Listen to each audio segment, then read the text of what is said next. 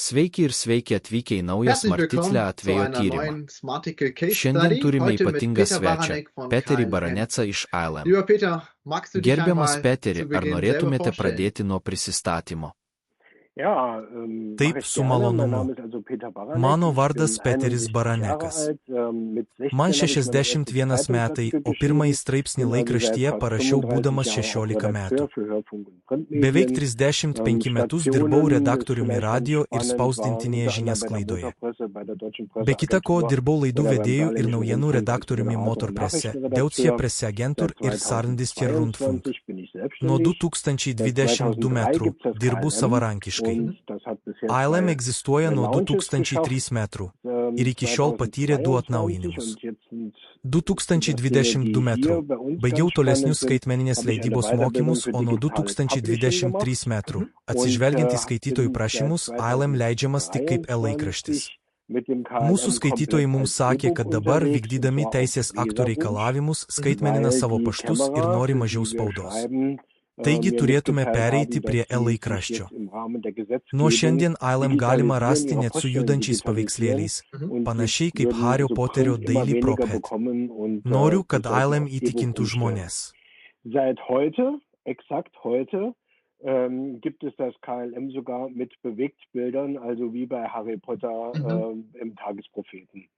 Also ganz neu und ich habe das Ziel, dass Menschen vom Erlebnis KLM überzeugt sein sollen.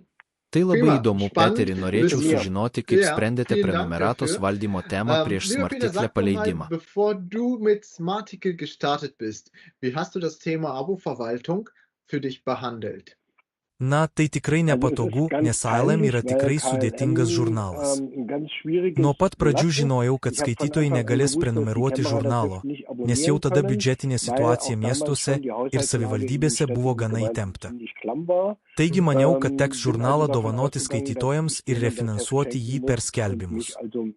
Tačiau nuo pat pradžių atsirado ir pavienių prenumeratorių, pavyzdžiui, federalinis finansų ministras ir dar kelios dešimtys kitų. Tačiau juos tiesiog tvarkėme rankiniu būdu, TI. Aš ir mano padėjėja rūpinomės nemokamą prenumeratą, o kitą pusę tiesiog pristatydavome paštu iš spaustuvės.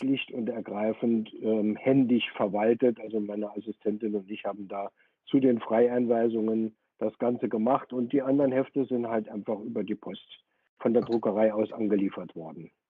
Tai reiškia, kad visi šie veiksmai buvo atliekami rankiniu būdu. Manau, kad taip pat naudojote Excel sąrašą skaičiuoklės pavidalu ir stengiatės viską sekti. Kuo tuomet ypač domėjotės, kai susidūrėte su Smarticle arba perėjote prie mūsų? Okay. Sag mal, was hat dich damals, als du zu Smarticle bist oder auf uns gestoßen bist, generell interessiert? Also, was fandst du spannend an Smarticle? Maniau, kad perėjimas prie elektroninio popieriaus suteiks man galimybę išplėsti žurnalo pasiekiamumą. Juk dabar jį galima įsigyti skaitmeniniu formatu prenumeratos parduotuvėje, kuri prieinama visiems. Tikiuosi, kad taip galėsiu pasiekti daugiau skaitytojų ir galbūt pritraukti naujų skaitytojų, kurie domisi savivaldybių klausimais. Tokia ir buvo idėja, o Smarticle taip pat buvo vienintelis tiekėjas, pateikęs sąžiningą pasiūlymą be fiksuotų išlaidų, paremta tik pajamų dalimi. Tai tikriausiai lėmė ir tai, kad mes daugiau ar mažiau abu norėjome augti kartu ir vis dar norime. Das ein faires Angebot gemacht hat, lag vermutlich auch daran, dass wir mehr oder weniger beide gemeinsam wachsen wollten und es immer noch tun. Taip, gerai, vadinasi, mes supratome jūsų pagrindinę idėją ir džiaugiuosi, kad Smarticle galėjo padėti jums ją įgyvendinti.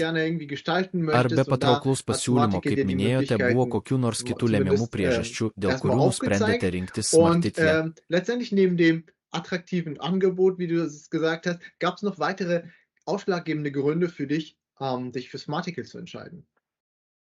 Taip, Smarticle pasirodymas man buvo lemtingas. Buvau labai entuziastingai nusiteikęs ir maniau, kad puiku, jog pasakėme, kad norime augti kartu. Tai iš tikrųjų buvo lemiamas veiksnys. Buvo ir kitų pasiūlymų, kurie man nebuvo tokie aiškus ir nebuvo tokie malonus, kaip įsivaizdavau. Štai kodėl dabar atsidūriau pas jūs.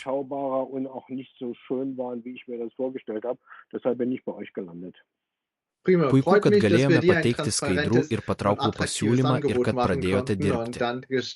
Praėjusiais metais pradėjote su Smartikle.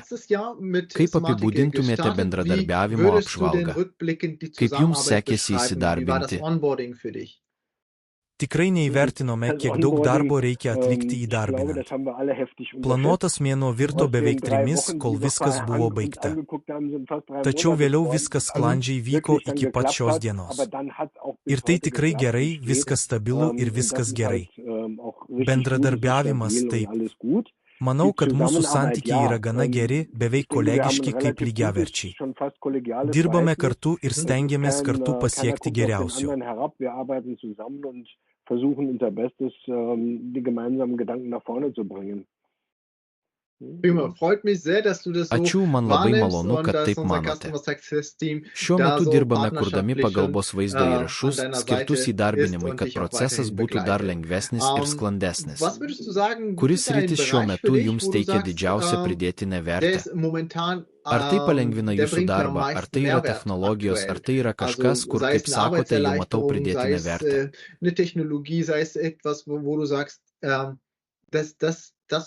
Wirklich jetzt der Mehrwert, den ich jetzt auch sehe und erfahren darf. Taip, į šį klausimą tikrai sunku atsakyti, nes mums tai visiškai nauja terpė ir negaliu jos palyginti su nieko kitu.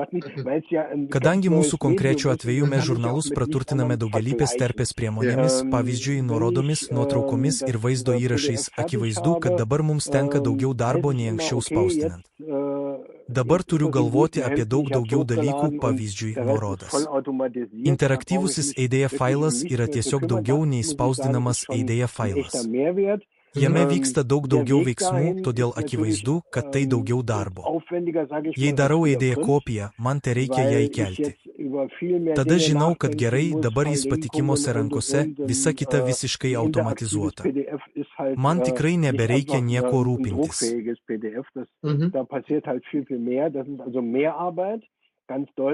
Dafür, wenn ich dann, ich drück's mal jetzt ein bisschen flapsig aus, wenn ich das Heft bei euch abgegeben habe, weiß ich, es ist in guten Händen und muss mich um nichts mehr kümmern.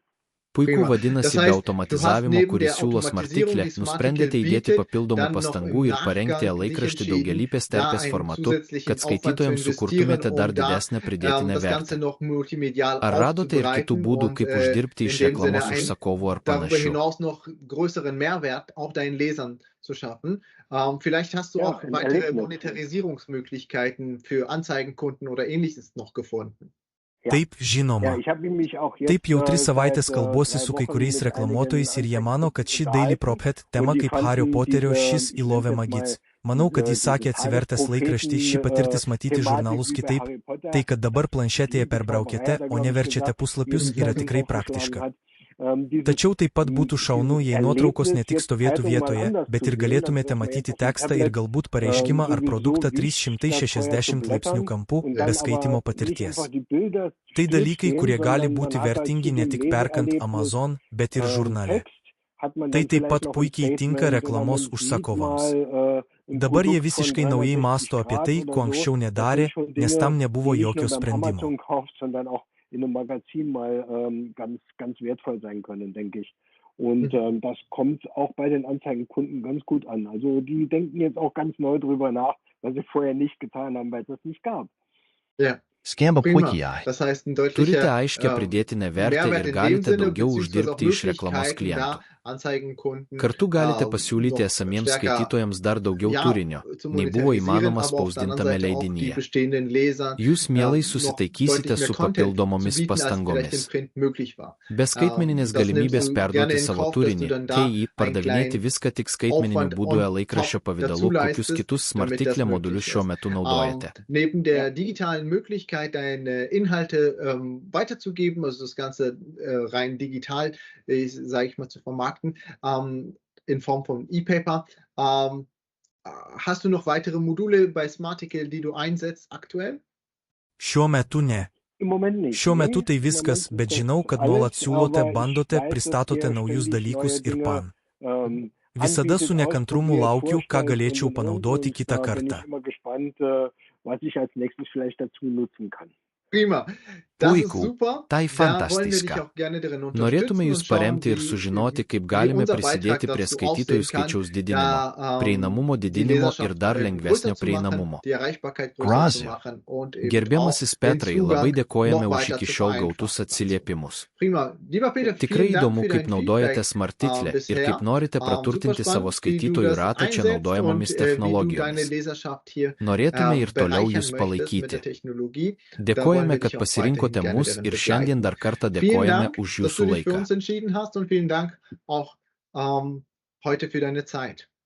Labai ačiū.